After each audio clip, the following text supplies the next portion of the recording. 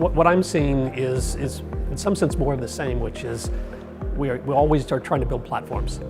And at one point the platform was universal connectivity. We built IP.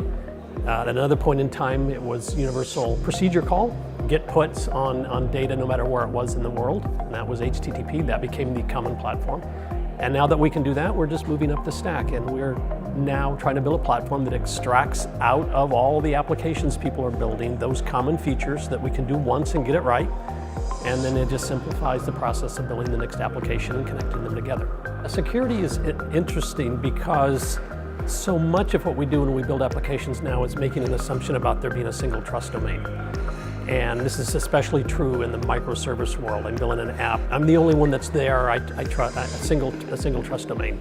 And so in the long term, as my mesh starts to talk to your mesh, those assumptions aren't going to hold. And so factoring security into that platform, the mesh platform, but now I think we're talking probably more at a federated level than my app built from a service mesh. I think the fundamental shift here is as we build these multi-cloud applications, meshes, from components that we don't control, and we get into a federated world, then I'm going to need to provide at a fairly fine granularity some differentiated service on behalf of the end user, the subscriber. And so in the same way that you have to break out of the assumption of a single trust domain, I think you also need to break out of the assumption of a single level of service as well. And so these paths or service chains that cross multiple meshes, you're going to have to make that explicit. Right now you have to deal with it from a traceability point of view for diagnostics, but I think it really needs to be made first-class aspect of the mesh so that I can have control over it. And it ultimately comes down to having control. A service chain to me is a path through a service mesh, or maybe now a federation of service meshes, on behalf of some application or end user. And I'm going to want to be able to make some assurances to that end user that they're going to want a particular level of service. It also then translates into, I now have something that I can monetize to give you that customized service. This is something that we just need to make explicit, and it's going to be multi-cloud. It's going to start at the device that the user is interested in, and it could be their vehicle, it could be their drone, it could be their phone. It's going to go through an access cloud where they access the network, and it's going to go back up into the data center. But that end-to-end chain is going to become, I think, fundamental. The QoS question is an interesting one because that's where the access network is something you can't ignore.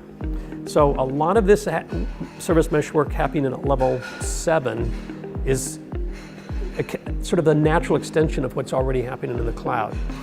But as applications move closer to the edge, as we expect some of them to do because they need the low latency, high bandwidth that they can only get with being close proximity to the end, it's actually now, just to reduce it to the 5G case, all of the QoS going on in 5G is going to become the bottleneck, if you will, for access to all of that capability. And it's going to, while you could ignore the access network and think it's just plumbing, there's a lot of sophistication going into what access gets you in terms of latency and bandwidth, which will be critical as the applications also move to the edge. The asymmetry that we've been depending on, basically as our networks have been engineered, is all about video going from the middle of the network out to the edge user. And that's going to be completely turned on its head as we have more and more devices at the edge generate IoT and so on, generating data. The network that we have today is asymmetric in the sense that it's been engineered for data flowing from the center of the network, from the video archives out to the caches, out to the end user. It's all been outflowing data. But what's going to change with the new edge that's emerging is that the data flowing upstream from all of the devices, the sensors, the cameras, the Internet of Things, flowing back into the network, it's going to completely turn that on its head. And that's where the QoS comes into play, that to make those kinds of applications work and take advantage of the edge computing that's available, we're going to have to offer some differentiated or quality of service to those highly delay-sensitive, bandwidth-sensitive applications. I mean, there are a lot of things that we would focus on.